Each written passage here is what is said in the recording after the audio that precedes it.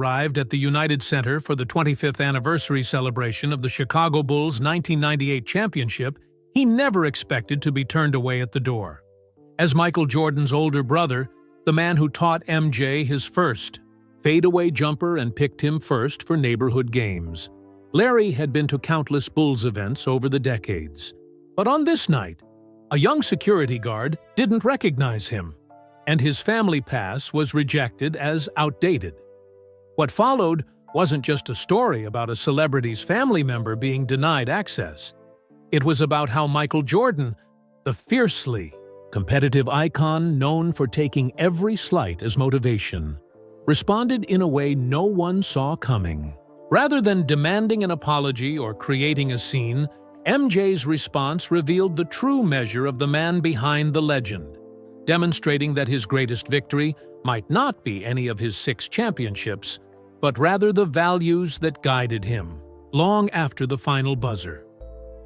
Larry Jordan tugged at the collar of his dress shirt as he approached the United Center. The April evening in Chicago carried a slight chill, but it wasn't the weather making him uncomfortable. Big crowds always made Larry nervous, even after all these years of being Michael Jordan's brother. Tonight was special, though, the 25th anniversary celebration of the Chicago Bulls' 1998 championship, the last dance of their dynasty.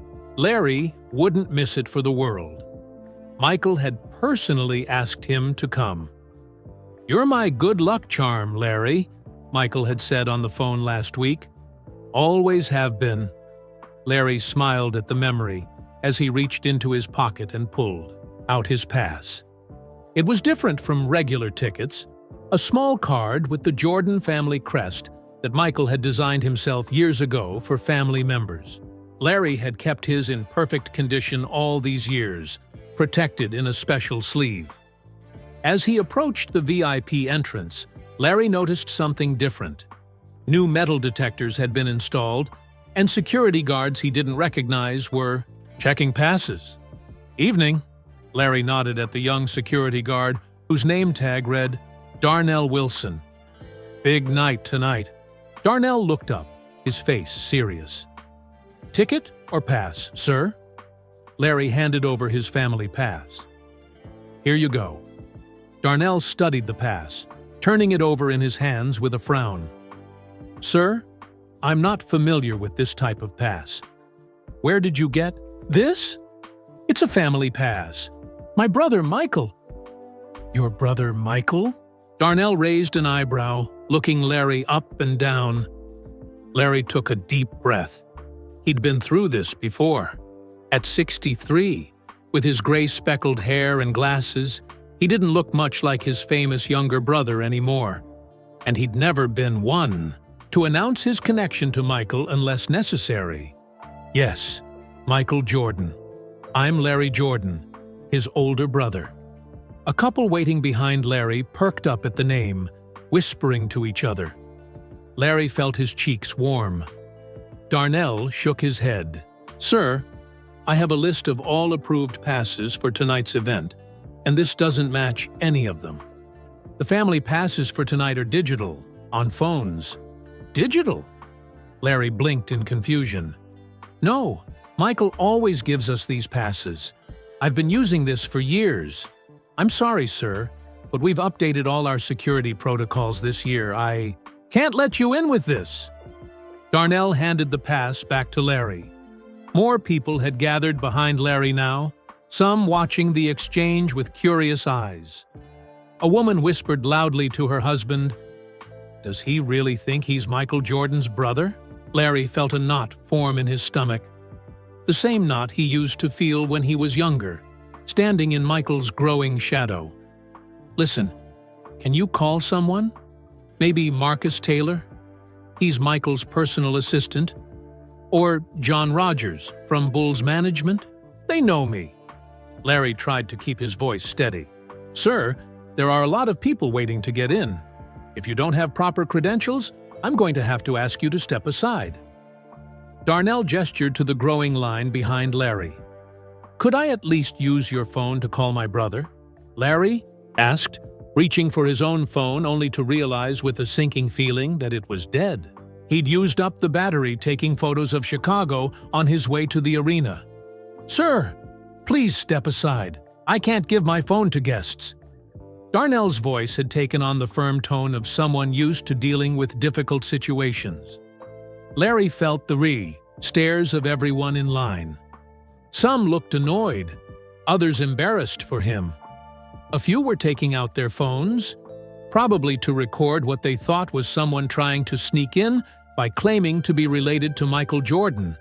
"I understand," Larry said quietly, fighting to maintain his dignity. He stepped out of the line, clutching his pass in his hand. He watched as others streamed past, former players he recognized, team staff he'd met over the years, celebrities, excited for the night's celebration. None of them noticed him standing there. Larry walked over to a bench near the entrance and sat down. He stared at the family pass in his hand, running his thumb over the Jordan crest. Their father James had always told them to carry themselves with pride, to never make a scene. So, despite the knot in his stomach, Larry kept his head high. He thought about trying the main entrance, but he knew the result would be the same, and the idea of being turned away a second time, possibly in front of more people, was too much to bear. From his bench, Larry could see the massive statue of Michael outside the arena, his brother frozen mid-air, defying gravity as he had done so many times on the court. Larry had been there when they unveiled that statue in 1994. "None of this would have happened without you, Larry," Michael had whispered to him that day, away from the microphones. Larry took out his dead phone and pressed the power button, hoping for a miracle. Nothing. He looked around for a phone he could borrow, but everyone was hurrying inside, excited for the celebration about to begin. Finally, he approached a different security guard, an older man standing by a side entrance. "Excuse me, my phone died. Could I possibly borrow yours to make a quick call?" "It's an emergency," Larry said. The guard looked sympathetic. "Sorry, against policy, but there's a charging station inside the lobby if you have a ticket." "That's the problem," Larry sighed. "I can't get in." After considering for a moment, the guard pointed across the street. "There's a restaurant over there, the Bull's Place. They might let you use their phone or charge yours." "Thank you," Larry nodded, appreciating the small kindness. As he crossed the street toward the restaurant, Larry glanced back at the United Center. The building glowed with red and white lights, and a giant banner of the 1998 championship team hung from the facade. There was Michael in the center, holding the trophy, surrounded by his teammates. For the first time in years, Larry felt like an outsider to his brother's world. Not because Michael had ever made him feel that way. No, Michael had always made sure his family was taken care of, always made sure they had access to his games, always acknowledged how important they were to his success. This was different. This was the world moving on, systems changing, people forgetting. To that young security guard, Larry wasn't Michael Jordan's proud older brother who had taught him his first jump shot. He was just another man with an outdated pass trying to get into an exclusive event. Inside the Bull's Place restaurant, Larry asked to use their phone. He dialed Michael's number from memory and waited as it rang 3 times before going to voicemail. "Hey, Mike, it's Larry. Having a bit of trouble at the entrance. My pass isn't working and my phone's dead. No big deal, but if you get this message..." Larry paused, not wanting to bother his brother on such an important night. "Actually, don't worry about it. I'll figure something out. Congrats on tonight." He hung up and thanked the restaurant host. Rather than wait outside in the cold, Larry decided to get a table. Maybe he could watch some of the celebration on the TV screens inside. Or maybe he'd just go back to his hotel. As he settled into a booth with a view of the United Center across the street, Larry couldn't help but wonder if Michael would notice his empty seat. He always did. Even in a crowd of thousands, Michael Jordan could spot his family in the stands. It was like he drew strength from knowing they were there. Larry ordered a coffee and watched the people streaming into the arena, all of them excited to celebrate his brother's legacy. And despite everything, despite sitting alone in a restaurant, instead of being inside for the celebration, Larry felt a swell of pride. That was his little brother they were all there to honor. His little brother who had changed the game forever. And no pass, no security guard, no mix-up could ever change that. As Larry sipped his coffee, his mind drifted back to Wilmington, North Carolina, 1975. The Jordan family home on Ogden Avenue wasn't fancy, but it had the one thing Larry and Michael valued most: a cement backyard with a basketball hoop their father James had installed. It was a hot summer day, the kind that made the cement shimmer with heat waves. 15-year-old Larry dribbled, the worn basketball, the steady thump echoing through the yard. 12-year-old Michael watched from the porch steps, his legs too short to reach the ground. "Come on, Mike, your turn," Larry called, waving his younger brother over. Michael jumped up, bouncing over to the makeshift court.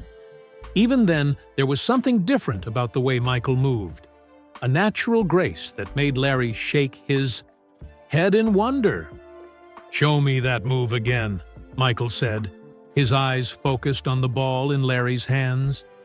Larry demonstrated his fadeaway jumper, the one he'd been practicing all summer for his high school team. "It's all in the legs, Mike. You jump back away from your defender, create space." Michael nodded seriously, taking mental notes. Everything about basketball was serious to him, even at 12. "Let me try," Michael said, grabbing the ball from Larry's hands. Larry watched as his little brother attempted the move. Michael's first try was awkward. His small body couldn't generate the same power or height. But there was that determination in his eyes. "Not bad," Larry said. "But you gotta push off harder with your back foot." From the porch door, their father James appeared, still in his work clothes from the General Electric plant. "You boys still at it?" he called, his voice carrying the gentle authority that commanded respect in the Jordan household. "Yes, sir," they answered in unison. James walked over, his work boots heavy on the cement. "Let me see what you're working on." Larry and Michael took turns showing their father the fadeaway. James nodded, his arms crossed over his chest. "Larry, good form." "Mike, you're rushing it." James put his hand on Michael's shoulder. "Remember what I always tell you? Hard work beats talent when talent doesn't work hard," Michael recited. "That's right." James looked between his sons. "And you both got talent. But God helps those who help themselves." Those words would become like gospel in the Jordan household. Their father wasn't a man of many words, but when he spoke, the boys listened. As the afternoon sun began to set, neighborhood kids started gathering for the daily pickup game. Kenny Wilson from down the street and Robert Parker from across the way came with a few others. "Choosing teams," Kenny announced, as the unofficial leader of these games. "Larry, you're captain. Robert, you too." Larry stepped forward, knowing he'd get first pick. He was the best player on his high school team, already getting attention from college scouts. "I pick Mike," Larry said, pointing to his brother. "The other," kids groaned. "Come on, Larry. He's too small," Kenny complained. "He's my brother," Larry replied simply. Michael beamed, trying to stand taller. But Kenny was right. Michael was small for his age, a late bloomer who hadn't hit his growth spurt yet. The game started, and Larry quickly realized his team was at a disadvantage. Michael tried hard, but couldn't keep up with the older boys. When they fell behind by 8 points, Larry saw the frustration building on Michael's face. During a water break, Michael approached Larry, his voice low so the others couldn't hear. "Don't pick me next time if I'm making your team lose," he said. Larry looked at his brother, surprised by the maturity in his eyes. "Mike, winning today doesn't matter. Getting better does. But you always want to win," Michael countered. Larry couldn't argue with that. The Jordan competitive streak ran deep. "Tell you what, for the next point, I'll get you the ball right under the basket. You just be ready." When the game resumed, Larry drove toward the hoop, drawing the defenders. At the last second, he passed to Michael, who stood unguarded near the basket. Michael caught the ball and made the easy layup. "Nice shot, Mike," their father called from where he watched on the porch. The look on Michael's face, pride mixed with growing confidence, stuck in Larry's memory all these years later. After they lost the game, the other kids headed home for dinner. But Michael stayed on the court. "I'm gonna practice more," he told Larry. "It's almost dark, Mike. Just a little longer." Their mother, Dolores, called from the house. "Dinner in 5 minutes. You boys wash up." "You heard, Mom," Larry said. "Besides, we can practice tomorrow." Michael reluctantly followed Larry inside, but not before taking one more shot, a perfect swish through the net. That night after dinner, Larry found Michael sitting on their shared bedroom floor, cutting pictures of basketball players from magazines. "Who's that?" Larry asked, pointing to a player Michael had carefully cut out. "David Thompson," Michael answered. "He plays for NC State. Dad took me to see him play last year, remember? He can really fly," Larry remembered. Their father had only had 2 tickets to that game. He'd chosen to take Michael while Larry stayed home with their sisters. It had been the first time Larry realized that his little brother's love for basketball might run even deeper than his own. "You think I'll ever be that good?" Michael asked, looking up at Larry with those earnest eyes. "Maybe," Larry said, thinking of how much Michael had already improved just that summer. "But you gotta grow some more first, shrimp." Michael threw a pillow at him, and soon they were wrestling across the bedroom floor, their mother's voice calling up to settle down. Later, when the lights were out, Michael whispered across the dark room. "Larry? Yeah? Thanks for picking me first today." "Always will, Mike." As the years passed, their backyard games continued, but things began to change. By the time Michael entered Laney High School in 1978, Larry was preparing to join the Army Reserves. Their one-on-one games grew more intense, more physical. During Larry's last summer before leaving for basic training, 15-year-old Michael finally beat him for the first time. It was a close game, 11-10, with Michael hitting a jump shot that Larry could have sworn he'd blocked. "No fair," Larry complained. "You're getting too tall." It was true. Michael had finally hit his growth spurt, shooting up nearly 4 inches that year alone. The little brother who once looked up to Larry was now almost eye to eye with him. "Play again?" Michael asked, already dribbling for the next game. "Can't." "Got a pack," Larry said, nodding toward the house where his military duffel bag waited. Something passed across Michael's face, a glimpse of the boy beneath the growing, competitive exterior. "You'll write, right?" Michael asked. "Course I will," Larry promised. "And you better keep me updated on your games." "Everyone," Michael nodded solemnly. Their father appeared at the back door. "Larry, your ride's here." As Larry turned to go, Michael surprised him with a quick hug. "I'm gonna be better than you when you get back," he said. Larry laughed. "You can try." What neither of them said out loud was how much things would change. How much they would both change. How their paths would diverge in ways they couldn't imagine that summer day in Wilmington.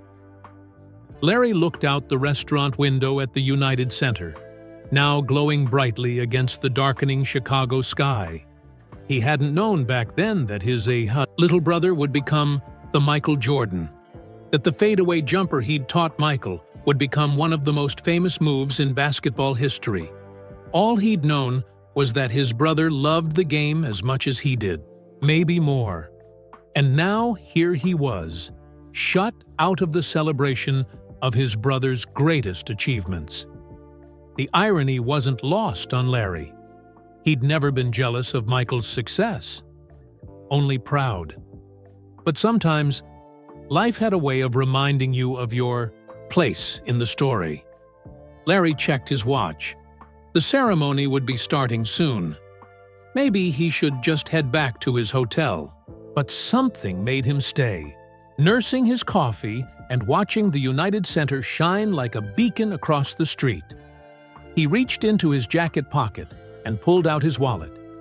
Inside was a worn, folded letter, one of many he and Michael had, exchanged during their years apart. This one, dated May 1982, was special. Dear Larry, you won't believe what happened. We won the NCAA championship. Coach Smith finally got his first title. I hit the shot, Larry, just like we practiced in the backyard. 17 seconds left, down by 1, and I hit it from the wing. I wish you could have been there, but I know you were watching. Everyone's going crazy here in Chapel Hill. They're calling me the savior of Carolina basketball. But that's too much. I just took the shot that was there. You would have made it, too. How's Germany? Is it as cold as you said in your last letter? Mom keeps all your letters in that box in the living room. She reads them to everybody who visits. Dad says hi. He doesn't say it, but I know he's proud of both of us. Your brother, Michael P.S. I'm up to 6.4 now. Better watch out when you come home on leave. Larry smiled at the letter. He'd been stationed at the army base in Stuttgart, Germany, when Michael hit that famous shot for the University of North Carolina.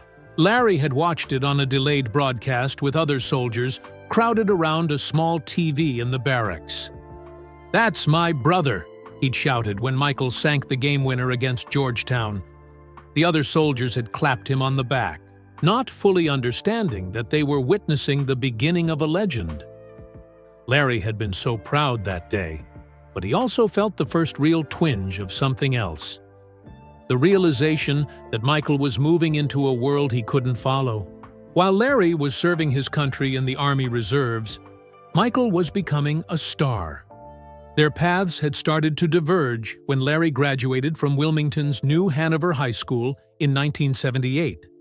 Unlike Michael, who would later accept a basketball scholarship to North Carolina, Larry chose military service.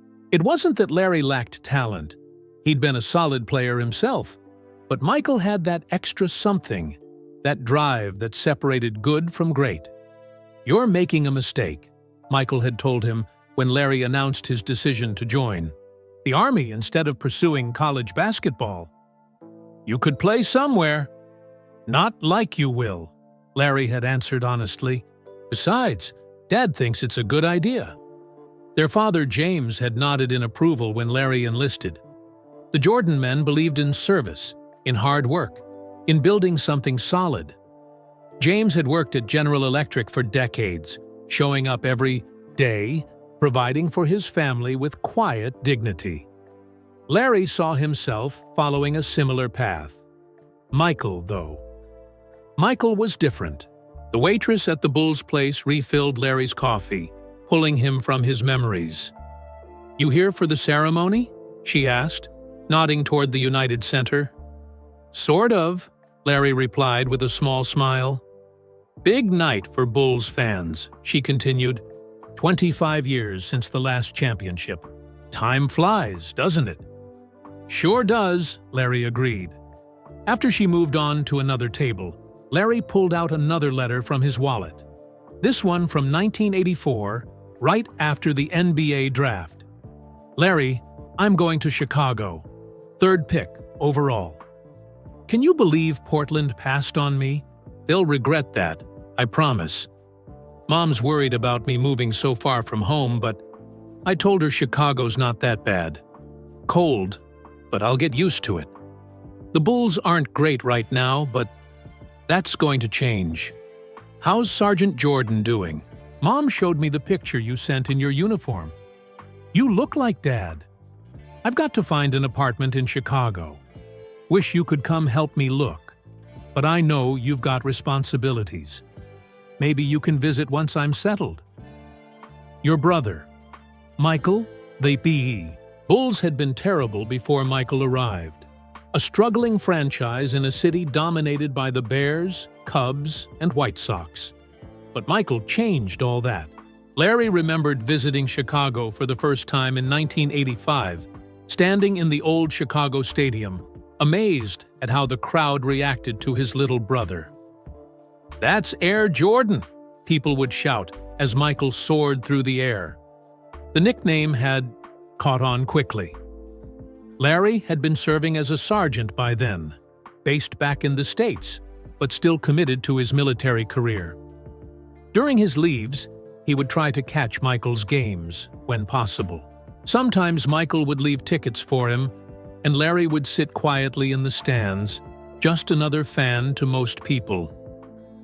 After one of those games, they'd gone to dinner at Michael's favorite Chicago restaurant. "How's the team at Fort Bragg?" Michael had asked between bites of steak. "Good men," Larry answered. "Staff Sergeant Williams retired last month. They gave me some of his responsibilities." Michael nodded, but Larry could tell his mind was elsewhere. "We're getting close," Michael said suddenly. "The team, I mean. We're not there yet, but we're getting closer. Coach Collins has us playing better defense."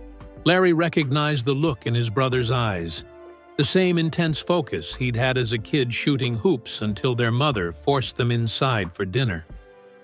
"You'll get there," Larry had said simply, and Michael had. First, with the breakthrough. Against the Cavaliers in 1989, the shot over Craig Elo that Larry had watched from his living room, jumping up so suddenly he'd knocked over his coffee table. Then, the first championship in 1991, ending the Pistons' reign and beginning the Bulls' dynasty. Through it all, Larry had lived his own life. He'd finished his military service with honors, moved back to North Carolina, started coaching youth, basketball. He'd married his high school sweetheart Teresa and had 2 children of his own. He built a good, solid life, the kind their father would have approved of. Michael, meanwhile, had become larger than life. Not just a basketball player, but a global icon. His face on billboards, his shoes on feet around the world, his name synonymous with excellence. It was strange watching your little brother become arguably the most famous athlete on the planet. When Larry would visit Chicago during those championship years, he'd occasionally get recognized, not as Larry Jordan, but as Michael's brother. At first, it had stung a little, but Larry came to appreciate his unique perspective. He knew the real Michael, not just the Air Jordan that the world saw. He knew the boy who had practiced relentlessly in their backyard, who had written those earnest letters, who still called their mother every Sunday without fail. One memory stood out from all the rest.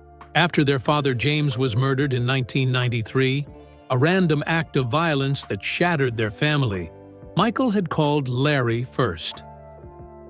"I can't believe he's gone," Michael had said, his voice breaking over the phone. For once, the world's greatest. Basketball players sounded small, vulnerable. "I know," Larry had replied, his own grief caught in his throat. "I know." They had supported each other through that dark time, their shared loss bringing them closer despite their different lives. When Michael shocked the world by retiring to play baseball, Larry was one of the few who truly understood why. Their father had loved baseball, had dreamed of his sons playing it. Larry pulled himself back to the present, realizing his coffee had gone cold. Through the restaurant window, he could see more limousines arriving at the United Center. The celebration would be starting any minute. He thought about trying Michael's phone again, but decided against it. This was Michael's night to celebrate with his teammates, to remember their historic achievements. Larry didn't want to distract him with something as trivial as a mix-up at the entrance. Besides, they would laugh about this tomorrow. That was the thing about brothers. The world might separate them, they might walk different paths, but they always found their way back to each other. Larry laid some cash on the table and stood up. Maybe he would try one more entrance, or maybe he'd just head back to his hotel. Either way, he knew one thing for certain. No matter how different their paths had been, they would always be brothers first. As he stepped outside the Bulls' place, the cool night air hit his face. Across the street, the United Center glowed, red and white, the massive building humming with excitement. Larry remembered the first time he'd visited the new arena after it opened in 1994, replacing the beloved Chicago Stadium where Michael had first made his mark. "What do you think?" Michael had asked, giving Larry a personal tour before the public opening. "It's something else," Larry had replied, staring up at the soaring ceiling and pristine court. "Different from our backyard hoop, huh?" Michael had laughed. Standing here now, shut out of that same arena, Larry couldn't help but reflect on the strange journey his life had taken as Michael Jordan's brother. Most people thought being Michael Jordan's brother would be easy, a life of privilege and reflected glory. They didn't understand what it was like to stand in the shadow of greatness, to have your own identity constantly defined by someone else's achievements. Larry had experienced it countless times over the years. The whispers when he entered a room, the double takes when people heard his last name, the inevitable question, any relation to? At a youth basketball tournament in Charlotte about 10 years ago, Larry had been coaching his team of 12-year-olds when a parent from another team approached him. "You're Larry Jordan?" the man had asked, his eyes widening. "Michael Jordan's brother?" "That's right," Larry had nodded, used to the reaction. "Wow, must be tough being his brother. I mean, he's the greatest ever and all." The man had looked at Larry with a mixture of curiosity and pity, as if being related to greatness was somehow a burden. Before Larry could respond, one of his players had tugged at his sleeve. "Coach Jordan, can you show me that move again? The crossover you taught us yesterday?" "Sure thing, DeAndre," Larry had said, turning away from the parent and focusing on his team. That was the thing most people missed. While Michael soared through the air in packed arenas, Larry had found his own purpose on dusty community courts and in high school gyms. He didn't have his brother's supernatural talent or worldwide fame, but he had something else, the ability to connect with kids who needed guidance, to teach them not just basketball, but life lessons. In many ways, Larry had become more like their father, steady, reliable, a quiet presence making a difference without fanfare. Michael had once told him, "You got Dad's patience. I never had that." Larry started walking, not toward the hotel or the arena, but just to clear his head. He passed a group of fans wearing Bulls jerseys, all with the number 23, all rushing toward the United Center's main entrance. One of the things Larry had learned early was how to deal with the questions. People always wanted to know what Michael was really like, as if the person they saw winning championships and starring in commercials was somehow different from the real man. "He's just my brother," Larry would usually say with a shrug. "Id" was both the simplest and most honest answer. But that never satisfied people. They wanted stories, insights, secrets. They wanted a piece of Michael that nobody else had. After the Bulls won their first championship in 1991, the requests had started pouring in. People Larry barely knew would call asking for signed merchandise, tickets to games, or just the chance to meet Michael. Distant relatives suddenly remembered family connections. Old high school classmates reappeared with business proposals. Larry had tried to shield Michael from the worst of it, but it was like trying to hold back the ocean with a broom. The price of Michael's fame was the loss of normal relationships, the constant suspicion about people's motives. Through it all, Larry had maintained his own course. He'd built a reputation as one of the best youth coaches in North Carolina, focusing on developing players who might not have natural talent but were willing to work. In 2000, he'd established a small basketball camp, using some of the techniques he and Michael had learned from their father. Michael had offered to fund the camp, to put his name on it, to bring in NBA players as guest coaches. "I appreciate it, Mike, but I need to do this my way," Larry had told him. Michael had looked surprised, then understanding dawned in his eyes. "This is your thing." "Yeah, it is." Michael had respected that, had stepped back and let Larry build something that wasn't in the shadow of the Jordan brand. It was one of the many moments when Larry was reminded that beneath the global icon was still his brother, the same brother who understood the importance of making your own way. Larry paused at a crosswalk, looking back at the United Center. He thought about the family pass in his pocket, the one that hadn't worked tonight. Michael had created those passes years ago, after their mother Dolores had been stopped by security at a playoff game. "Nobody's stopping my family from seeing me play," Michael had declared, working with Bulls management to create special passes that would guarantee entry for the Jordan family at any time. Those passes had meant more to Larry than Michael probably realized. They weren't just plastic cards with the family crest. They were symbols of belonging, of connection. They meant that no matter how big Michael got, no matter how many millions of people claimed a piece of him, his family still had a special place. And now, somehow, those passes had become obsolete. Technology had moved on. Digital tickets had replaced them. Progress, they called it. Larry felt for his phone in his pocket, still dead. If he could just charge it, he could call Michael directly. But part of him hesitated.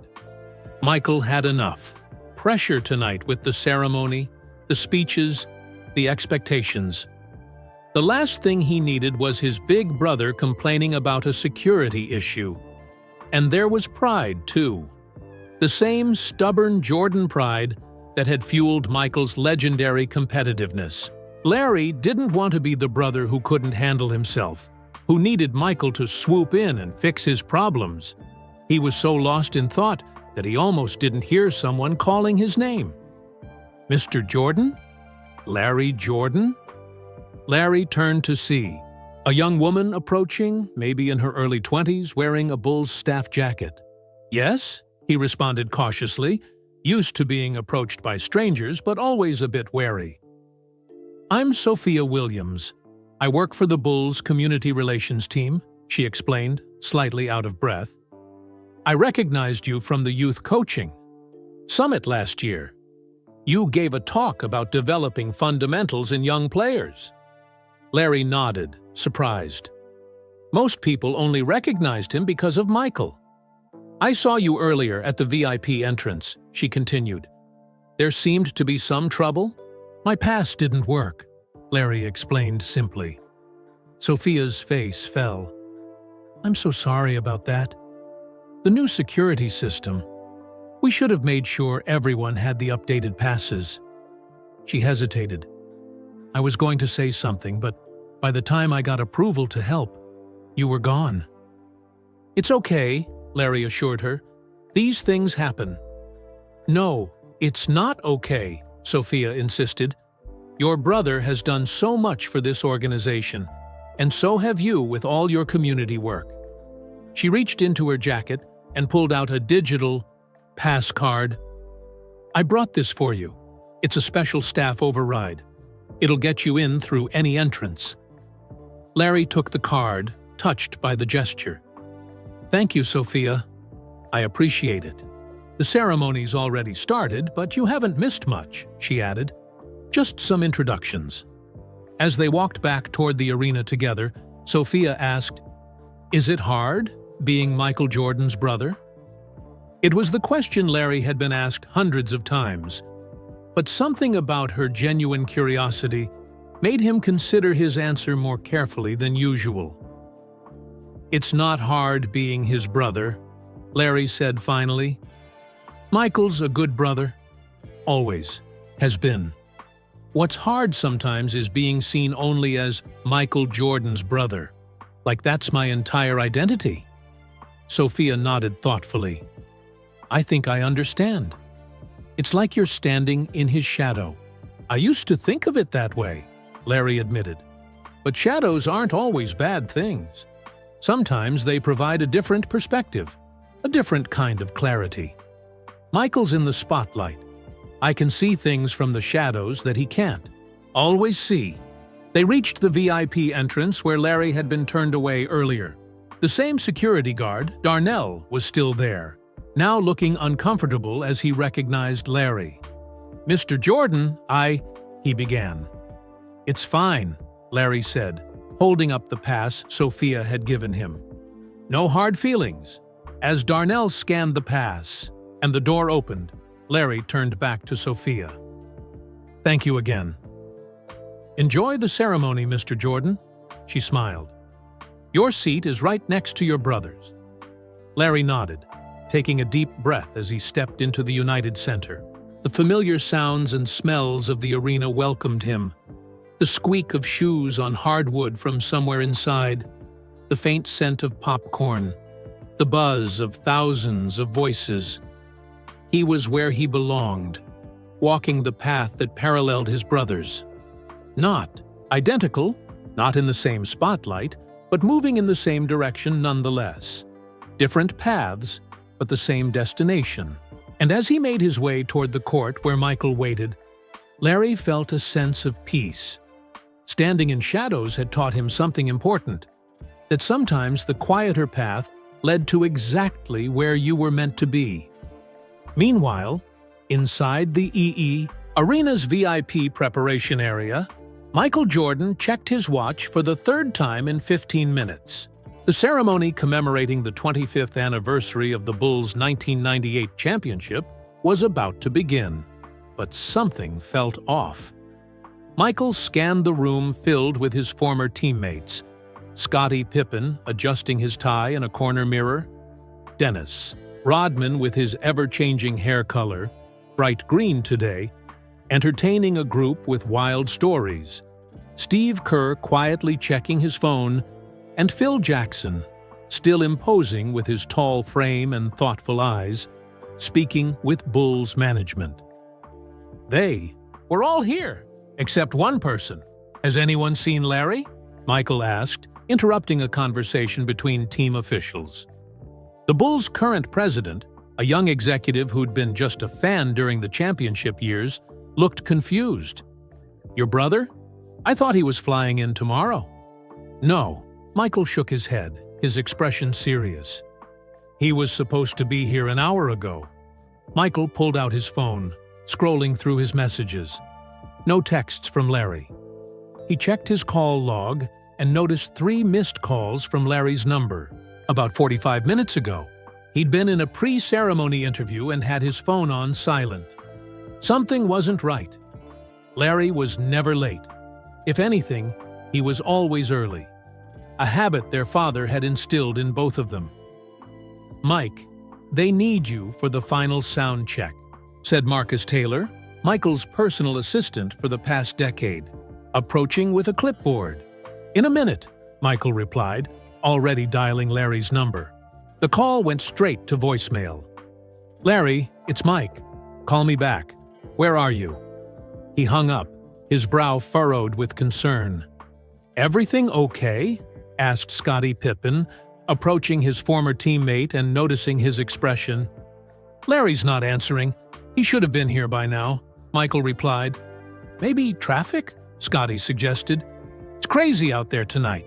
Fans started lining up this morning." "Maybe," Michael nodded, but the knot in his stomach said otherwise. "Marcus, can you check with security? See if Larry's come through any of the entrances." Right away, Marcus nodded, typing something on his tablet. Michael walked over to a private corner of the room, looking out a small window that faced the E-20 Chicago skyline. The city had become his second home, the place where he'd achieved his greatest triumphs. And Larry had been there for all of it, sometimes in person, sometimes from afar, but always present in the ways that mattered. Michael remembered how Larry had flown to Utah for Game 6 of the 1998 Finals, the game that would become known for The Last Shot. Larry had sat quietly in the family section, not drawing attention to himself. After the game, after the cameras and reporters had captured the winning moment and the celebration had begun, Michael had sought out his brother. "We did it, Mike," Larry had said simply, embracing him. Not "you did it," but "we."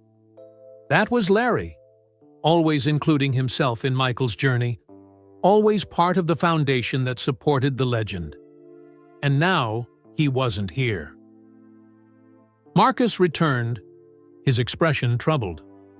"Mr. Jordan, security has no record of your brother entering the building." Michael frowned. "That's impossible. I put him on the VIP list myself." I double-checked.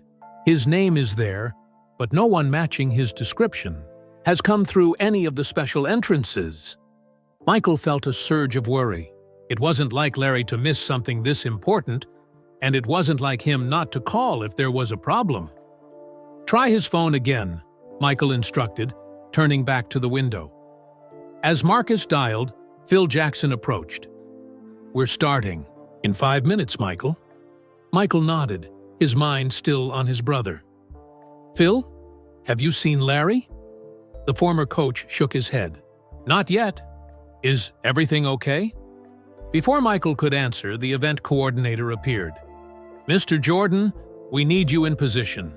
The introduction video is about to start." Michael took a deep breath, pushing his concern aside temporarily. He was used to compartmentalizing, focusing on the task at hand while setting everything else aside. It was a skill that had served him well on the court. Tonight, it would have to serve him through this ceremony. "I'll be right there," he told the EEFE coordinator. Then, turning to Marcus, "Keep trying Larry, and check the regular entrances too. Maybe he came in the main way." As Michael moved toward the tunnel that would lead him to the court, he felt that familiar pre-game sensation, a heightened awareness, a slight edge of tension. But this time, it wasn't about competition. It was about family. The roar of the crowd grew louder as he approached the court. The United Center was packed to capacity, 23,500 fans cheering at a deafening volume. Normally, Michael thrived on that energy. Tonight, it felt hollow without knowing where Larry was. He stopped just before entering the spotlight, adjusting his custom-made suit, a subtle nod to the Bulls with its red lining. Marcus appeared at his side one last time. Still no answer. "But we're checking all entrances. I'll keep you posted during the ceremony if anything changes." Michael nodded, his expression unreadable to most, but those who knew him well could see the slight tension around his eyes. He stepped forward into the light as the announcer's voice boomed through the arena. "Ladies and gentlemen, please welcome the greatest of all time, 6-time NBA champion, 5-time MVP, your Chicago Bull, Michael Jordan." The noise was deafening, the flashing lights blinding. Michael raised his hand in that familiar wave, the bye smile appearing automatically on his face. Years of public appearances had trained him well. No one in the crowd could tell that his thoughts were elsewhere. As he took his place at center court, Michael scanned the front rows where family members were seated. His wife, his children, his mother Dolores in her usual elegant attire. But the seat next to his mother remained empty. Larry's seat. The ceremony began with a video montage of the 1998 championship run, the battle with Indiana in the Eastern Conference Finals, the dramatic series against Utah, and, of course, the iconic shot over Brian Russell to seal the sixth championship. Michael watched himself on the giant screens. Strange as always to see his younger self performing feats that sometimes seemed to belong to someone else's life. When the video ended and the spotlights returned to him, Michael stepped up to the microphone, prepared to give the speech he'd rehearsed. The words would come automatically. They always did. But his eyes kept returning to that empty seat. As the ceremony continued, with various teammates taking turns sharing memories, Michael checked his watch discreetly. Nearly an hour had passed since he'd tried to call Larry back. The knot of worry in his stomach tightened. During Scottie Pippen's speech, Marcus approached from the side of the stage, whispering something to one of the event staff, who then walked over to Michael. "Mr. Jordan," the staff member said quietly, leaning in so only Michael could hear. "Your assistant asked me to let you know they still haven't located your brother." Michael nodded slightly, his expression unchanging for the benefit of the cameras trained on him. But inside, his concern was growing into genuine worry. Where was Larry? And what could have happened to keep him away on a night this important? As Dennis Rodman wrapped up his colorful speech, which had been edited twice by Bulls PR staff before the event, Michael stood to applaud with the rest of the audience. But his mind was racing through possibilities. Had Larry's flight been delayed? Was he stuck in traffic? Had there been an accident? The last thought sent a chill through Michael that had nothing to do with the arena's air conditioning. When it was Michael's turn to speak, he approached the microphone with the same confidence he'd shown throughout his career. No one in the crowd could detect his concern.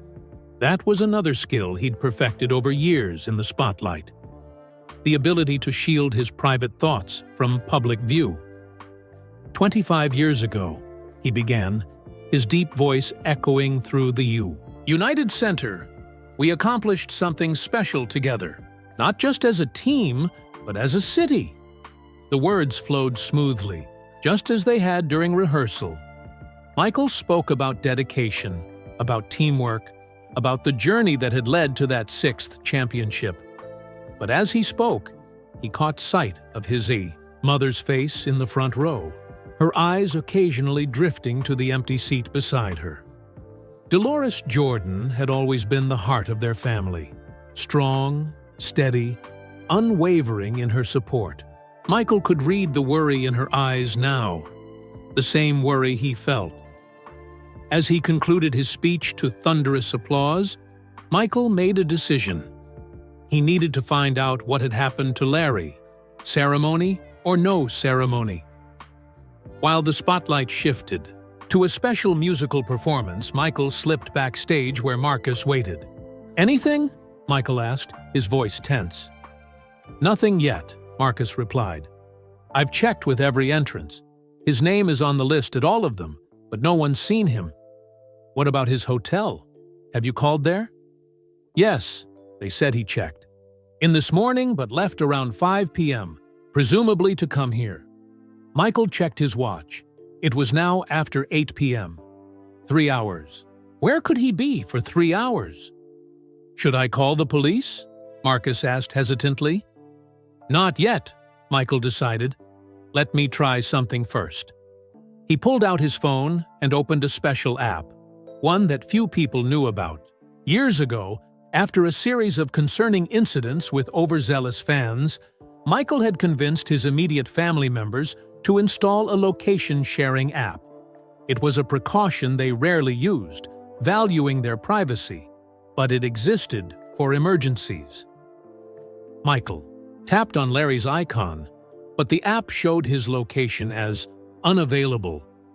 "His phone must be off," Michael muttered. Or dead, Marcus suggested. Battery could have died. Check the local hospitals, Michael instructed, his voice dropping, just to be safe. As Marcus stepped away to make the calls, Steve Kerr appeared. "Mike, they need you back out there for the team photo," he said, then noticed Michael's expression. "Everything okay?" Michael hesitated. He'd always kept his personal concerns private, compartmentalized from his professional life. But Steve wasn't just a former teammate. He was a friend who understood the pressures of the spotlight. "Larry's missing," Michael said quietly. "He was supposed to be here hours ago. No one's seen him, and his phone's going straight to voicemail." Steve's expression shifted from surprise to concern. "That's not like Larry. He's always reliable." "Exactly." Michael nodded. Steve thought for a moment. "What about the restaurants near the arena? If he got here early, maybe he stopped for food while waiting."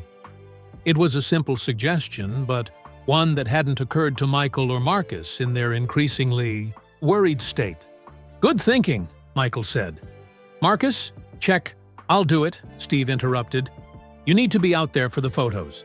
I'll check the restaurants myself." Michael nodded gratefully. "Thanks, Steve." "Don't worry," Steve assured him. "We'll find him." Michael returned to the court for the team photos, positioning himself in the center of his former teammates, the place he'd always occupied. The photographers called for smiles, for poses with the championship trophy that had been brought in for the occasion. Michael complied automatically, his game face on, the one that revealed nothing of his inner thoughts. As the photos wrapped up, Michael spotted Marcus signaling to him from the sideline. He excused himself and walked over. "Hospitals are clear," Marcus reported. "No one matching Larry's description has been admitted today." Michael felt a small wave of relief, quickly replaced by renewed confusion. If Larry wasn't injured, where was he? The ceremony continued with a special presentation from the current Bulls team, honoring the legacy of the '98 championship squad. Michael watched from his seat, applauding at the appropriate moments, but his eyes kept drifting toward the entrance tunnels, hoping to see his brother walking in late. During a video montage, his mother leaned over. "Any word from Larry?" she asked softly. "Not yet, Mom, but we're looking." Dolores patted his hand. "He'll be here. Your brother wouldn't miss this." "I know," Michael agreed. That was exactly what worried him. As the formal part of the ceremony concluded and the event shifted to a more casual reception on the court, Michael found himself surrounded by well-wishers, former NBA players, celebrities, team executives. He shook hands and exchanged pleasantries, but his attention remained divided. Finally, he spotted Steve Kerr making his way through the crowd, heading straight for him. Michael excused himself from a conversation with the NBA commissioner and met Steve halfway. "Anything?" he asked. "Maybe," Steve replied. "I checked 5 restaurants around the arena. At the last one, the Bulls place across the street, a waitress remembered serving a man who matches Larry's description. She said he was alone, had coffee, and made a phone call."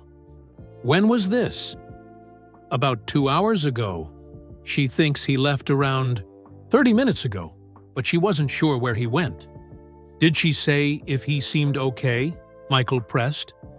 "She said he seemed quiet, maybe a little sad, but physically fine." Michael processed this information. Larry had been near the arena, alone, trying to make a phone call. The pieces weren't quite connecting yet, but it was something. "Mike," Marcus called, approaching quickly. "I just got some news from security. They reviewed the camera footage from the VIP entrance. Larry was there, about 2.5 hours ago." "He was here?" Michael's voice sharpened. "Then where is he now?" "That's the thing," Marcus continued. "He wasn't let in. There seems to have been some kind of issue with his pass. Michael felt a sudden chill, followed by a familiar heat, the same heat that had fueled him during the most competitive moments of his career. "What do you mean, some kind of issue?" he asked, his voice dangerously calm. "I don't have all the details yet, but it looks like his pass wasn't accepted. The security footage shows him walking away." Michael stood perfectly still, absorbing this information.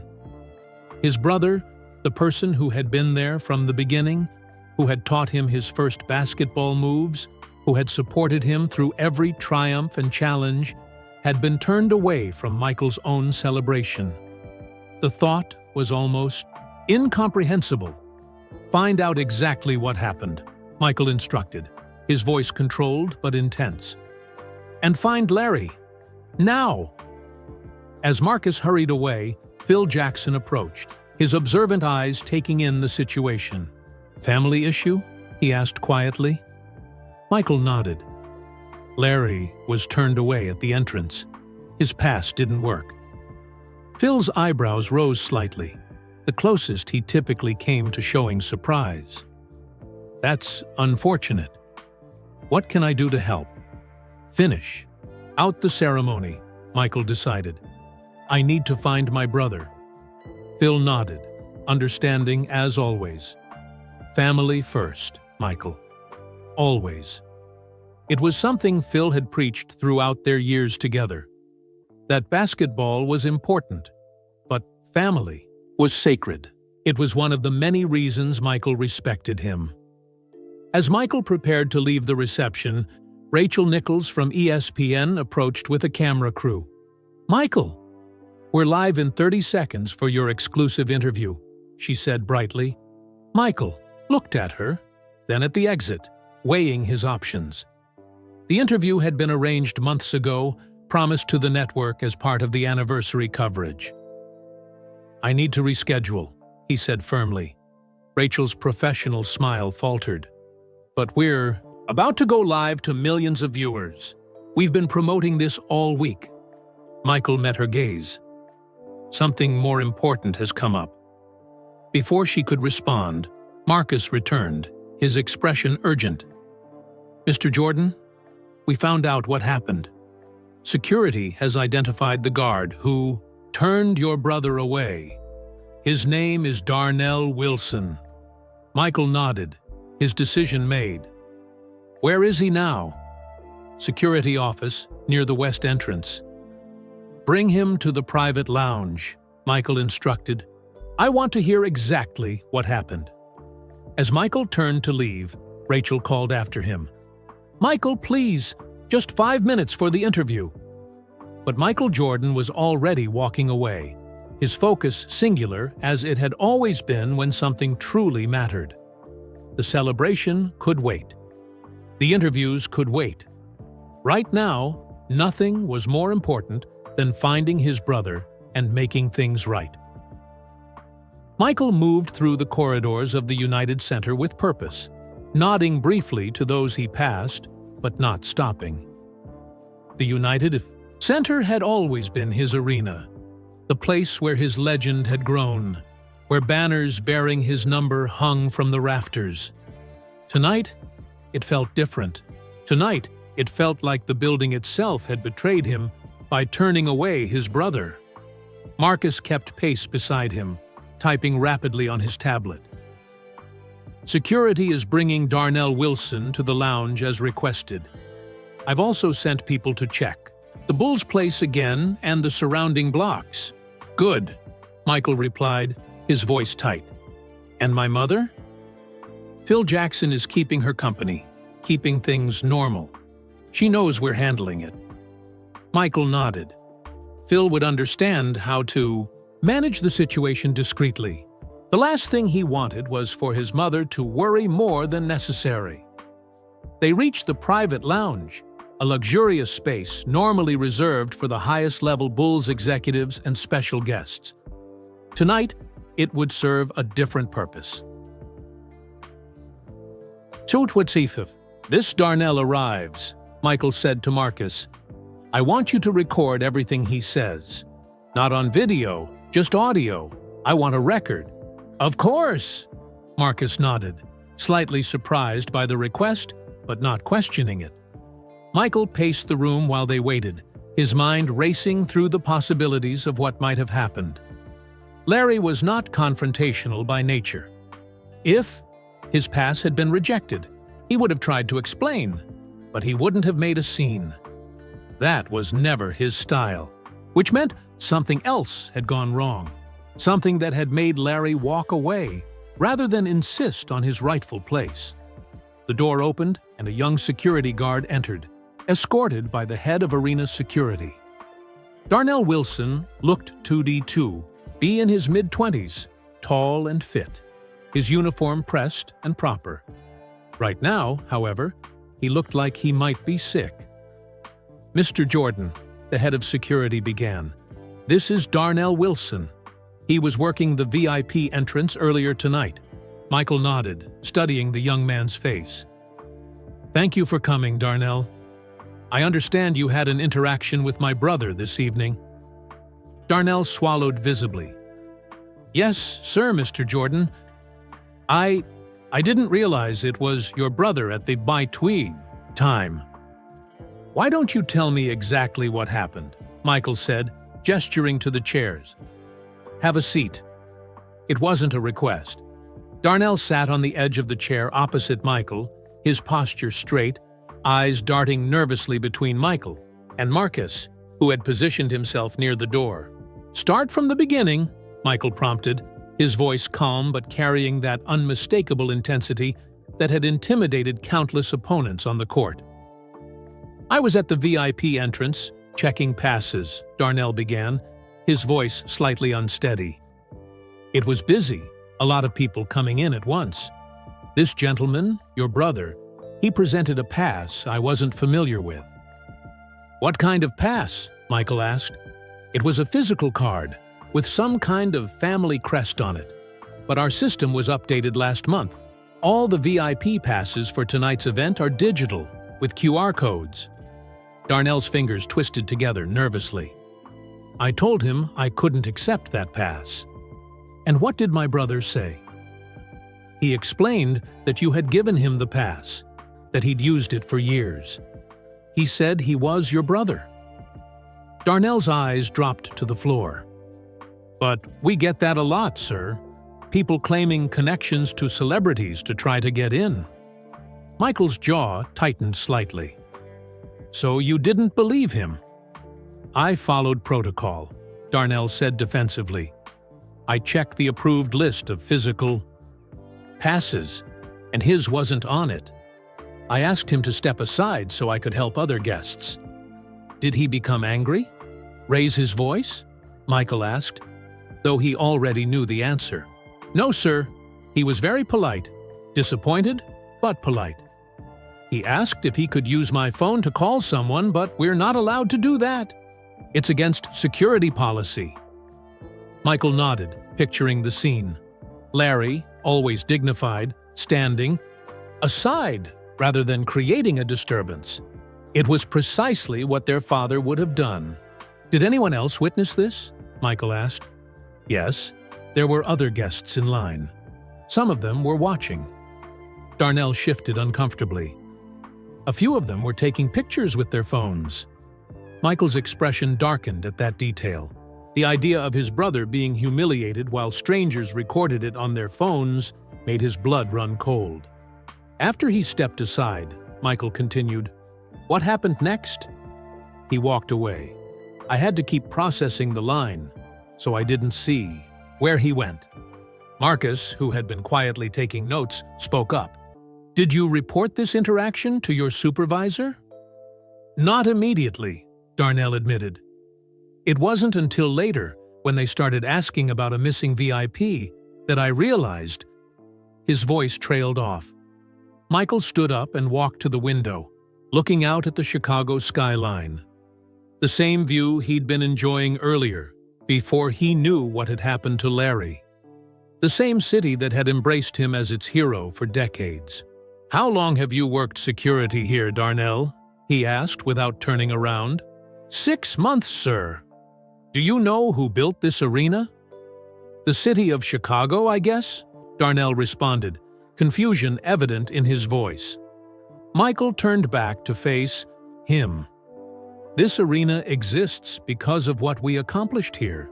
The championship teams, the sold-out crowds, the global attention. His voice remained calm, but there was steel beneath it. And my family was part of that journey. Every step of the way. Darnell seemed to shrink in his chair. I understand, sir. I made a mistake. Yes, you did. Michael's gaze was unwavering. But I'm not interested in punishing you, Darnell. I'm interested in finding my brother. The tension in the room shifted slightly. Tell me about yourself, Michael said, surprising everyone present. You have family? Darnell blinked, caught off guard by the question. Yes, sir. My mother and my 2 younger siblings. I help support them. You're putting yourself through college? Yes, sir. Evening classes at UIC. Criminal justice major. Michael nodded thoughtfully. Working security to pay for college and help your family. That's honorable. Thank you, sir, Darnell replied, clearly uncertain where this was going. My father worked in a factory his whole life to support our family, Michael said. He taught us that family comes first. Always. He paused, letting the words sink in. That's why I'm not focused on what happened earlier. I'm focused on finding my brother now. The door opened, and Scottie Pippen entered without knocking. Mike, we might have something. Steve just called from outside. Michael turned to his former teammate. What is it? Larry's been spotted entering the arena through the main entrance. Someone named Sophia from Community Relations is with him. The news hit Michael like a wave of relief. When? Just now. They're heading toward the court. Michael nodded, turning back to Darnell. We'll continue this conversation another time. As Michael moved toward the door, Marcus stepped closer. What would you like me to do about the ESPN interview? Tell them I'll be ready in 20 minutes, Michael decided. Family came first, but once he knew Larry was safe, his professional obligations remained. Michael paused at the door, looking back at Darnell, who remained seated, his expression a mixture of relief and lingering anxiety. Darnell, Michael said, his voice softer now. Mistakes happen. It's what we do after them that defines us. With that, Michael left the room, Scottie falling into step beside him as they headed toward the main arena. Is he okay? Scottie asked. I'll know when I see him, Michael replied. As they approached the court, the sounds of the reception grew louder. Music, laughter, the buzz of conversation. The celebration continued, unaware of the drama that had unfolded on its periphery. Michael scanned the crowd, looking for his brother. His eyes found his mother first, still seated in the family section, now smiling at something Phil Jackson was saying. She looked more relaxed, which suggested she'd received news about Larry. Then he spotted them, Larry and a young woman in a Bulls staff jacket, making their way along the edge of the court. Larry looked tired, but otherwise fine. The sight of his brother, safe and finally in the right place, released a tension Michael hadn't fully acknowledged he was carrying. There he is, Scottie said, pointing unnecessarily. I see him. Michael nodded. Thanks, Scottie. Want me to give you 2 a minute? Please. As Scottie peeled away, Michael stood watching his brother for a moment longer. Larry hadn't noticed him yet, was looking around at the celebration with that quiet, observant expression he'd always had, taking everything in, processing it in his own way.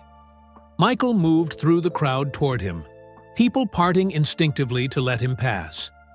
As he drew closer, Larry finally looked up and saw him. Their eyes met across the remaining distance, and a silent understanding passed between them. the kind that only exists between brothers who have shared a lifetime of experiences, both public and private. Larry Jordan was safe. He was here, and now Michael could finally address what had happened, not just with words, but with actions. Michael weaved through the crowd, nodding briefly to those who tried to stop him for handshakes or photos. For perhaps the first time in his public life, he ignored the cameras tracking his movement, his focus singular and unwavering. When he reached Larry, Michael didn't speak immediately.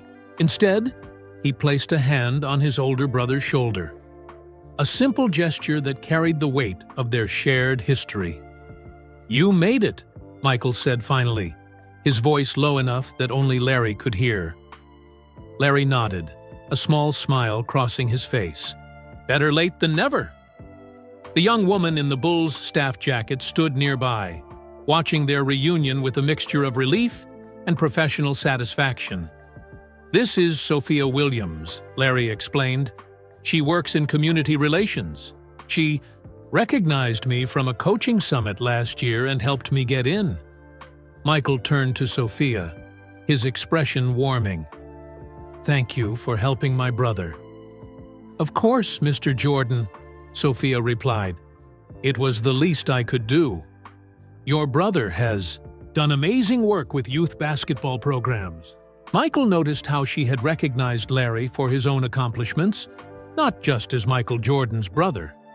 It was a small detail, but a meaningful one. "Could you give us a minute?" Michael asked. "Absolutely," Sophia nodded, stepping away, discreetly. Once they were alone as two people could be in an arena filled with celebrities and cameras, Michael guided Larry toward a quieter corner near the tunnel entrance. "I tried calling you," Larry said. "Your phone went to voicemail." "I know. I saw the missed calls later. I'm sorry." Michael rarely apologized, but with family, the rules were different. "What happened at the entrance?" Larry shook his head slightly. "It's not a big deal, Mike. Just a misunderstanding. My pass didn't work, and my phone died, so I couldn't call you directly." "It is a big deal," Michael countered, his voice still calm but with an undercurrent of intensity that Larry recognized from childhood, the same tone Michael had used when neighborhood kids tried to exclude him from games. "You're my brother. This is my celebration. You should have been here from the beginning." Larry sighed. "Security has their protocols. The young man was just doing his job." "I met him," Michael said. "Darnell Wilson." Larry's eyebrows rose slightly. "You did?" "I had him brought to the private lounge for a conversation after we found out what happened." "Mike, you didn't need to do that. He's just a kid trying to earn a living." Michael studied his brother's face, the same strong features they'd inherited from their father, softened now by age and experience. Always the peacemaker Larry was, always seeing the best in people, even when they'd wronged him. "I needed to understand exactly what happened," Michael explained. "And I needed him to understand who you are." Larry looked away, uncomfortable with the attention. "I'm just your brother, Mike. That's all." "No," Michael shook his head firmly. "You're not. Just anything. You're the man who taught me my first fadeaway. You're the coach who's changed hundreds of kids' lives.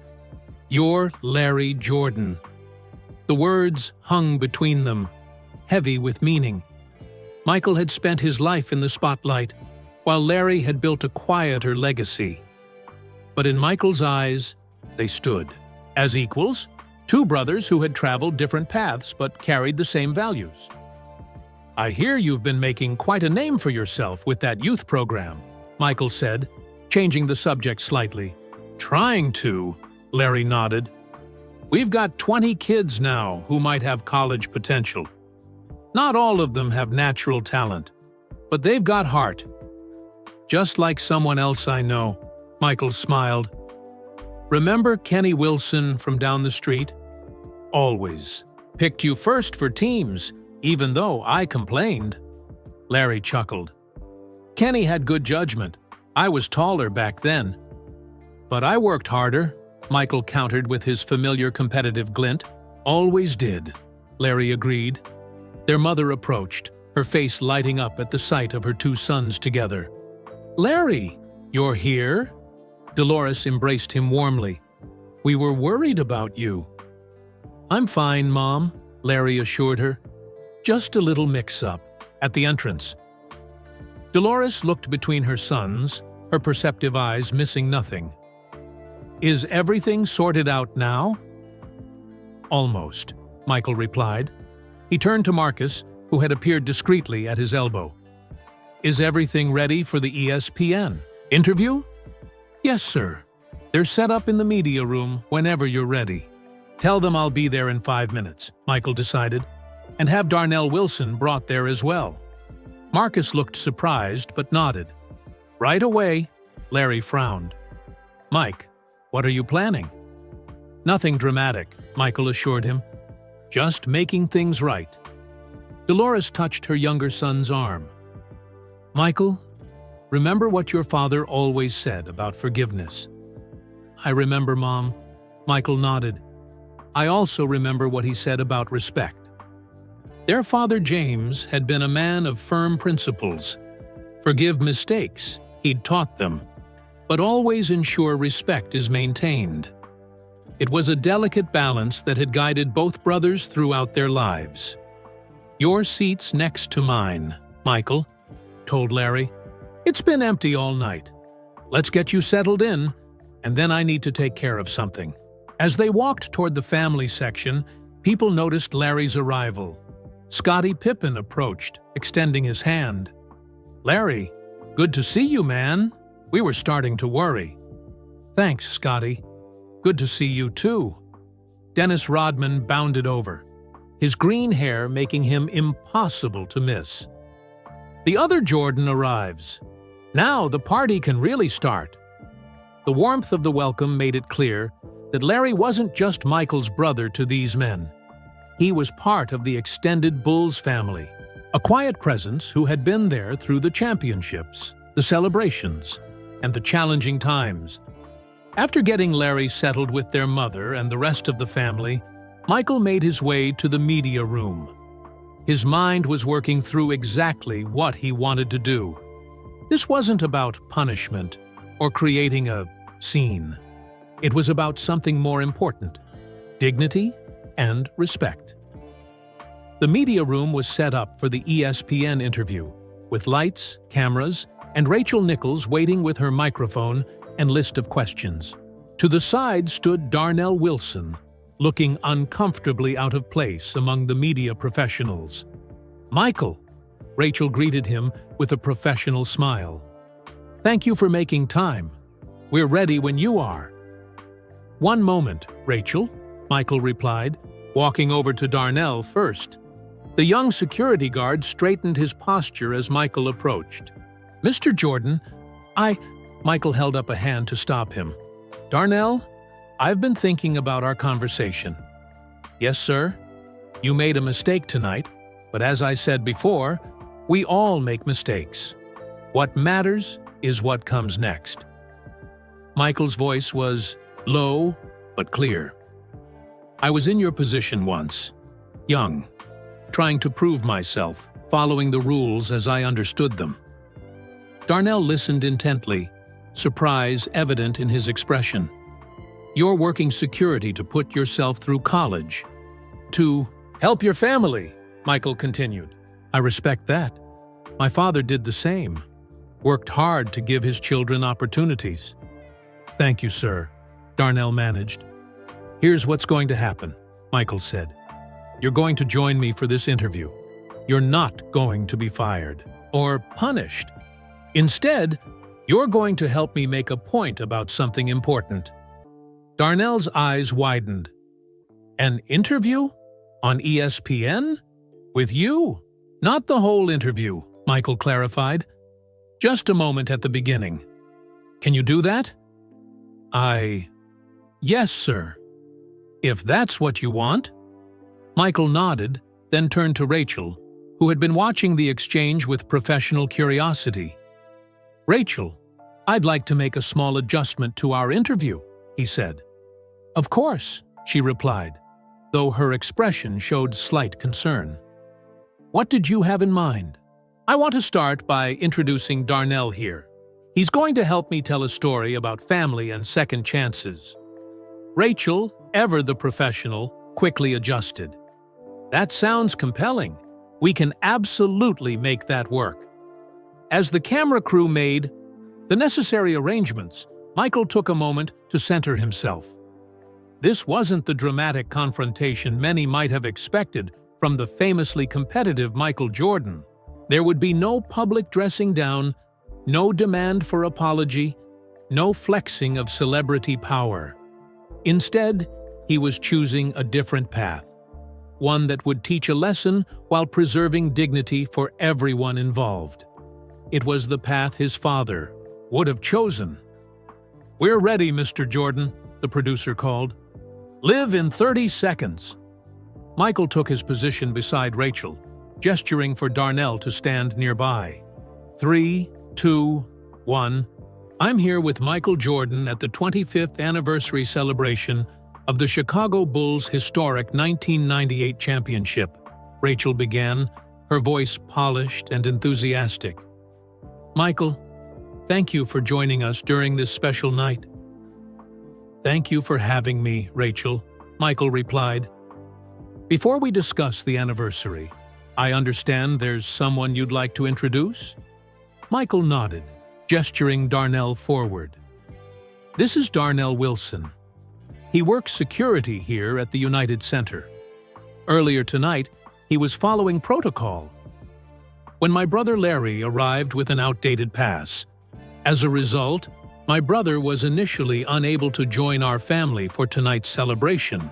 A flicker of nervousness crossed Darnell's face as the camera turned toward him. "Darnell was doing his job," Michael continued, his voice measured and clear.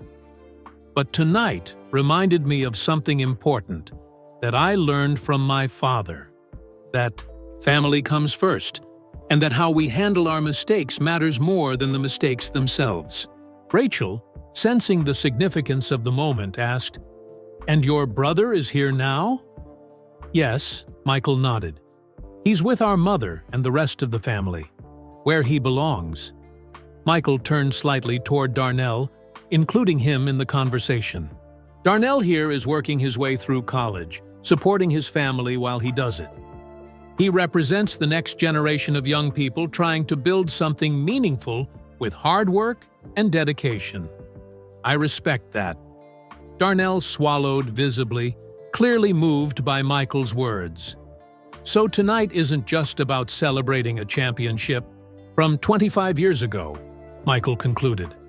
"It's also about recognizing the importance of family, second chances, and treating each other with dignity, even when things don't go as planned." Rachel, ever the skilled interviewer, recognized the power of the moment. "That's a beautiful perspective, Michael. Thank you for sharing it with us tonight." With a nod from the producer, Darnell was guided off camera, and the interview continued, with its planned questions about the anniversary celebration. But the message had been delivered, not with confrontation or drama, but with something far more powerful: grace. And from his seat in the family section, watching the interview on one of the arena's giant screens, Larry Jordan nodded in quiet approval. His little brother had learned well the lessons their parents had taught them long ago in that modest home in Wilmington. Some confrontations didn't need raised voices or public shame. Some confrontations could be won with dignity and wisdom. And sometimes, the most powerful response was not what people expected, but what they needed. After the ESPN interview concluded, Michael made his way back to the family section. The celebration was in full swing now, music playing, highlight videos on the massive screens, former players mingling with fans and sponsors. But for Michael, the most important part of the night was still to come. Larry stood as his brother approached, a quiet pride in his eyes. "That was something else, Mike." "Did I embarrass you?" Michael asked, with a hint of a smile. "A little," Larry admitted. "But it was the right kind of embarrassing." Their mother patted the empty seat beside her. "Sit down, Michael. You've been running around all night." Michael settled between his mother and brother, feeling a sense of completeness that had been missing throughout the evening. For all the championships, the MVP awards, and the global fame, nothing quite compared to the simple feeling of sitting with family. "I heard about the restaurant across the street," Michael said to Larry. "You should have called from there." "I did," Larry reminded him. "Your voicemail picked up." "Right," Michael nodded. "Sorry about that." "It's fine. It all worked out." Michael studied his brother's face. "You really weren't going to try another entrance? You were just going to go back to your hotel?" Larry shrugged. "Didn't want to make a scene. You know how Dad always said, 'Carry yourself with dignity.'" They both said simultaneously, then smiled at the shared memory. Dolores shook her head fondly. "Your father would be proud of both of you tonight." For a moment, they sat in comfortable silence, watching the celebration continue around them. On the court, Dennis Rodman was attempting to teach Steve Kerr some dance move, while Phil Jackson watched with his characteristic bemused expression. "Remember when we used to watch Bulls games on that small TV in the living room?" Larry asked. "Before you were drafted?" "You always said they needed better defense," Michael recalled. "And look what happened when they got it." Larry smiled. 6. Championships. A Bulls staff member approached their section. "Mr. Jordan, they're requesting your presence at center court for the final presentation." Michael nodded. "I'll be right there." Then, turning to Larry, "Come with me." "That's your spotlight, Mike. I'm fine right here." "I'm not asking," Michael said, standing and extending his hand. "It's time people saw us together." After a moment's hesitation, Larry took his brother's hand and stood. Together they made their way down to the court, people parting to let them through, whispers following in their wake. "Is that Michael's brother?" "That's Larry Jordan. I heard what happened at the entrance earlier." The current Bulls owner was at center court with a microphone, preparing to make the final presentation of the evening. He looked surprised when Michael approached with Larry at his side, but quickly adjusted. "Ladies and gentlemen, Michael Jordan and his brother Larry." "Jordan!" The crowd erupted in applause. Most were cheering for Michael, of course, but there was a special warmth when Larry's name was announced, perhaps because of the ESPN interview that had just aired throughout the arena, or perhaps simply because people recognized the importance of family to their basketball hero. "Thank you," Michael said, taking the microphone. "Tonight has been about celebrating what we accomplished 25 years ago. It's been about remembering the hard work, the dedication, and the brotherhood that made those championships possible." He looked out at his former teammates, scattered throughout the crowd. "When we talk about brotherhood in sports, we're usually talking about teammates. And those bonds are real and important." Michael turned slightly toward Larry. "But tonight, I'm reminded that there's another kind of brotherhood that's even more fundamental, the kind that starts in backyards with hand-me-down basketballs and makeshift hoops." Larry looked down, clearly moved but uncomfortable with the attention. "My brother Larry taught me my first fadeaway jumper," Michael continued. "He picked me first for neighborhood games, when I was too small to justify it. He believed in me before anyone else did, except maybe our parents." The arena had grown quiet, 20,000 people hanging on every word. "So while we celebrate the Bulls' brotherhood tonight, I want to take a moment to acknowledge my actual brother, the one who helped make all of this possible by pushing me supporting me, and showing me what it means to lead with dignity." Michael handed the microphone to Larry, who looked startled. "Just a few words," Michael whispered.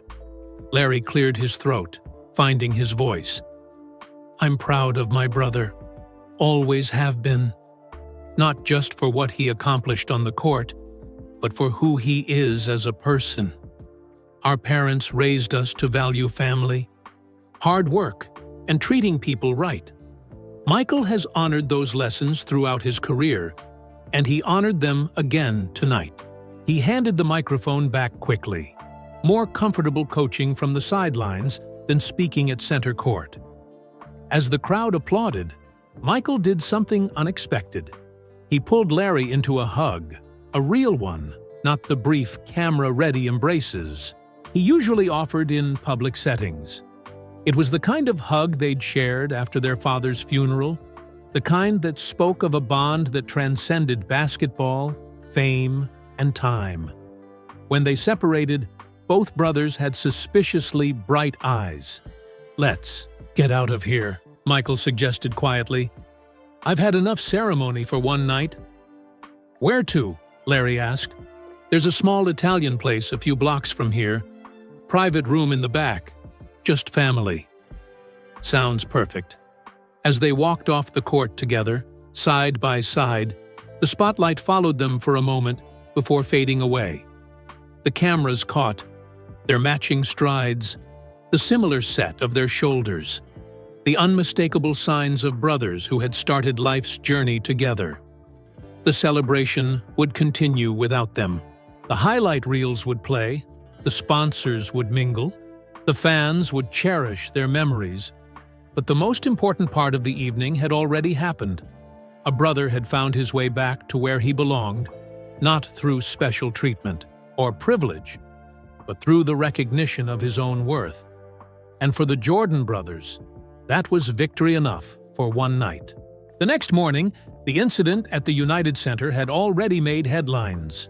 Sports networks ran clips from Michael's ESPN interview alongside stories about Larry being denied entry. Social media buzzed with opinions and hot takes, some praising Michael's gracious handling of the situation, others criticizing the security protocols that had failed to recognize a Jordan family member. Michael sat in his Chicago penthouse, coffee in hand, watching the coverage with a mixture of amusement and annoyance. The media always amplified everything he did. It had been that way since his rookie season, but this time, the spotlight was falling on Larry too, which Michael knew his brother wouldn't appreciate. His phone buzzed with a text from Larry. "Turn on ESPN. They're talking about me like I'm some kind of celebrity." Michael smiled and typed back, "Welcome to my world. Breakfast in 30? Already in the lobby of your building. Security recognized me this time." 20 minutes later, the brothers sat at Michael's dining table overlooking the Chicago skyline. Larry had brought bagels from Michael's favorite shop, a small detail that reminded Michael how well his brother knew him, despite the very different lives they led. "I've been thinking," Michael said between bites, "about what happened last night." "Mike, it's over." Larry sighed. "You already made your point with that ESPN interview. Let's move on." "No, not about the security guard or the pass." Michael leaned forward. "About something bigger." Larry raised an eyebrow, recognizing his brother's tone.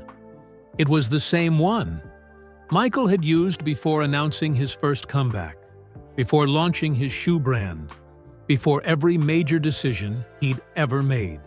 "I'm listening," Larry said. "You've been running that youth basketball program in North Carolina for what, 20 years now?" "About that," Larry nodded. "Why?" "How many kids have gone through it?" Larry thought for a moment. "Thousands, I guess. Never really counted." "And how many have gotten college scholarships?" "A few hundred. Not all for basketball. Some academic." Michael nodded, processing this information. "You've been doing good work, Larry." Important work. But you've been doing it in church gymnasiums and community centers. Those places need me, Larry shrugged. That's where the kids are. What if you had a real facility? Michael asked. State-of-the-art courts, training equipment, classrooms for tutoring?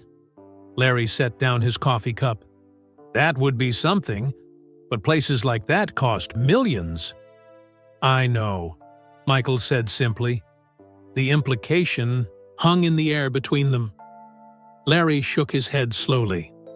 Mike, you've already done enough. The foundation work, the donations. You don't need to build me a facility. Not for you, Michael corrected. For the kids. And not just in North Carolina. Here in Chicago, too. Larry studied his brother's face, recognizing the determination there. When Michael Jordan set his mind to something, it happened. Period. You're serious about this? I had Marcus working on it all night, Michael confirmed. We've already identified a location on the south side. 10 acres, old warehouse district that's been sitting empty for years. We can break ground next month. Larry leaned back in his chair, momentarily overwhelmed. This is your response? To a security guard not recognizing me? Michael smiled. No. This is my response to 20 years of watching my brother change lives without proper resources. Last night just made me realize I've waited too long. What would we call it? Larry asked, his practical nature already considering the details. The Larry Jordan Youth Development Center, Michael replied without hesitation. No, Larry shook, his head firmly. If you're funding it, it should have your name. It's not negotiable, Larry. Your name, your program, your vision. Before Larry could argue further, Michael's assistant Marcus knocked and entered with a tablet in hand. Mr. Jordan, I have the preliminary renderings from the architect, and the Bulls ownership group is on board with the partnership we discussed. They're ready for a call whenever you are. Thank you, Marcus. Give us a few more minutes. After Marcus left, Larry looked at his brother with newfound understanding. You were going to do this anyway, weren't you? Before last night. Michael's smile was answer enough. Maybe. But last night clarified some things for me. Such as? Such as the fact that you've spent your life standing in my shadow when you should have been standing in your own spotlight. Michael's voice grew serious. And the fact that family passes can be upgraded or replaced, but family legacies need to be built. Larry looked out at the Chicago skyline, imagining a building with his name on it, filled with young people getting the same kinds of opportunities and guidance that he and Michael had received from their parents. Dad would have liked this, he said quietly. Yes, he would, Michael agreed. Especially the part where you'll be running your own arena that no one can ever deny you entry to. Larry laughed. You're never going to let that go, are you? Not a chance, Michael grinned. But at least some good is coming from it. As they finished breakfast and began reviewing the plans Marcus had prepared, both brothers understood that what had started as an unfortunate incident had transformed into something meaningful. Not just a response to a single night's indignity, but a permanent legacy that would benefit generations of young people. For Michael Jordan, who had built a career on turning setbacks into motivation, it was the perfect response. Not loud or angry or vengeful, but purposeful and lasting.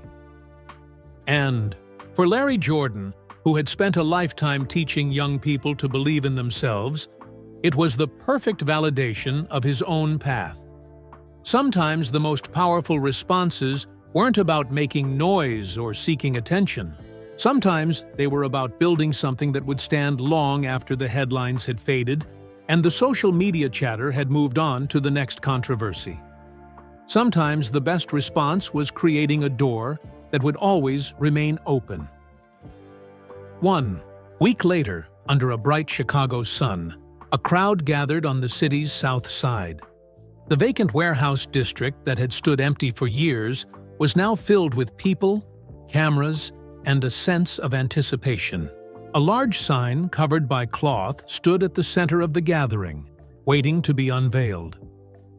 Michael Jordan stood at a podium, dressed in a perfectly tailored suit, looking out at the assembled audience.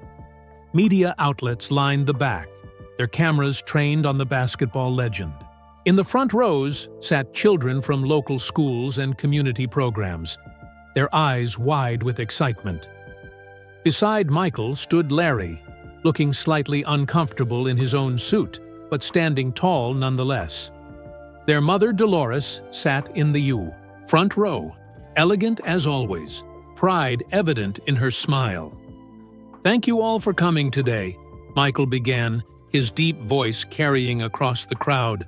"When I was growing up in Wilmington, North Carolina, my father James always told us that true success isn't measured by trophies or money. It's measured by the impact you have on others." He gestured to the vacant buildings behind him. "This site will soon be transformed into a state-of-the-art youth development center. But before I reveal the name and details of this project, I want to share a story with you." The crowd grew quiet, hanging on Michael's words as they always did. Last week, during the Bulls' championship anniversary celebration, something unexpected happened. My brother Larry was denied entry to the United Center because his pass wasn't recognized.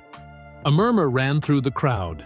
The story had been all over the news, but hearing it directly from Michael gave it new weight. Many people asked me afterward, "What did you do about it? Did you get the security guard fired?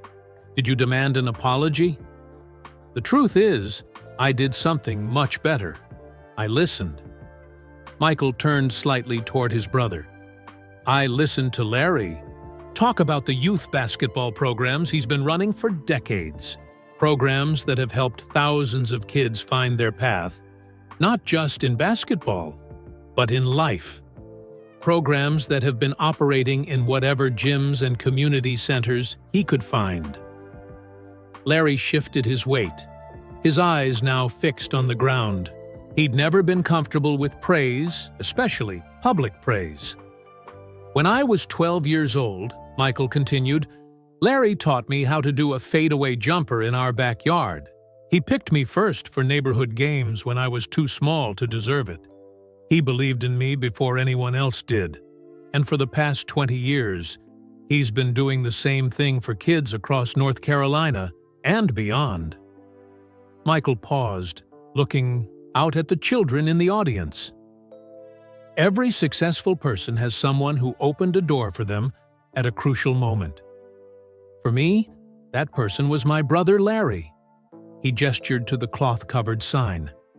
So today, I'm not just announcing a new building. I'm not just revealing another project with my name on it. I'm opening a door that will never close. A door to opportunity, to mentorship, to growth. Michael nodded to an assistant, who handed him a cord attached to the cloth covering. "It's my honor to announce the Larry Jordan Youth Development Center, which will open its doors 1 year from today." With a pull of the cord, the cloth fell away, revealing a large sign with Larry's name prominently displayed. The crowd erupted in applause. Camera flashes captured the moment, and the children in the front rows cheered loudly. Larry stared at the sign, momentarily frozen. His name, not Michael's, would be on the building. His vision, not Michael's, would shape its programs. Michael stepped back from the podium, gesturing for Larry to take his place. After a moment's hesitation, Larry approached the microphone. "I'm not much for speeches," he began, his voice quieter than Michael's but no less sincere. "I've spent most of my life coaching from the sidelines, not standing in the spotlight." He looked out at the children in the audience. "But the one thing I've learned from all my years of coaching is that everyone has potential. Everyone deserves a chance to discover what they're capable of." Larry turned toward the empty lot behind him. This center isn't really about me. It's about all of you, the next generation. It's about creating a place where you'll always be welcome, where you'll always belong." As Larry continued speaking, now more confident, Michael watched his brother with quiet satisfaction. This was the Larry he knew. Passionate about youth development, clear in his vision, strong in his convictions. The only difference was that now others would see it too. After the ceremony concluded and the crowd began to disperse, a familiar face approached the Jordan brothers. Darnell Wilson, the security guard from the United Center, dressed in his day clothes rather than his uniform. "Mr. Jordan," he said, addressing Larry directly, "I wanted to thank you again for your understanding last week and to congratulate you on this amazing project." "Thank you, Darnell," Larry replied, shaking his hand. "And please, call me Larry." "Actually," Michael interjected, "Darnell has something he'd like to discuss with you." Darnell nodded. "Yes, sir. I'm studying sports management at UIC, and I was hoping. Well, I was wondering if there might be an internship opportunity at the new center when it opens. I want to learn about program development for youth athletics." Larry looked surprised, then thoughtful. "You know, we're going to need people who understand both security protocols and sports management. Send me your resume, and we'll talk." Darnell's face lit up. "Really? Thank you, sir. I mean, Larry. Thank you." As Darnell walked away, Larry turned to Michael with a questioning look. "Did you arrange that?" "I might have mentioned the possibility to him," Michael admitted. "But the decision is yours. It's your center, your team." "My center," Larry repeated, shaking his head slightly as if still getting used to the idea. "Who would have thought that being denied entry to one arena would lead to having my name on another?" Michael smiled. "That's how life works sometimes. The door that closes leads you to the one that was meant to be open all along." As they walked toward their waiting car, Larry paused to look back at the sign bearing his name. "You know this doesn't erase what happened at the United Center, right? Security systems still need improving. People still need to be recognized for who they are, not just who they're related to." "I know," Michael nodded. "And we're working on that too. New family recognition protocols for all NBA arenas, not just in Chicago. But that's just fixing a problem." He gestured toward the future site of the center. "This is creating a legacy." Their mother joined them, linking her arms through both of her sons. "Your father would be so proud of both of you," she said softly. "Not just for what you're building, but for how you handled everything with dignity." As they drove away, plans were already in motion. Architects were drawing up designs. Community leaders were being consulted. Programs were being developed. And throughout Chicago and beyond, word was spreading about the new center that would bear the name not of the famous NBA legend, but of his brother, a man who had spent decades working quietly in the background, opening doors for children who needed someone to believe in them. Michael Jordan's response to his brother being denied entry to the United Center wasn't what most people expected. It wasn't loud or angry or vengeful. It was thoughtful, meaningful, and lasting. It was, in the end, the perfect testament to the values their parents had instilled in both brothers long ago in that modest home in Wilmington: dignity, purpose, and above all, family. Sometimes the most powerful responses aren't what we expect, but exactly what we need. A reminder that true greatness isn't measured in trophies or fame, but in how we treat others and the legacy we create. Where are you listening from today? Whether you're commuting to work, relaxing at home, or taking a walk, I hope this story brought a little inspiration to your day. If you enjoyed this tale of brotherhood, dignity, and responding to challenges with grace, please take a moment to like this video and subscribe to our channel. We share stories like this every week that highlight moments of kindness, wisdom, and unexpected humanity from figures we think we know. Don't forget to share this video with friends and family who might need a reminder that sometimes the most powerful response to being shut out is to build something that always welcomes others in. Together, we can spread kindness and awareness one story at a time. Until next time, thank you for listening.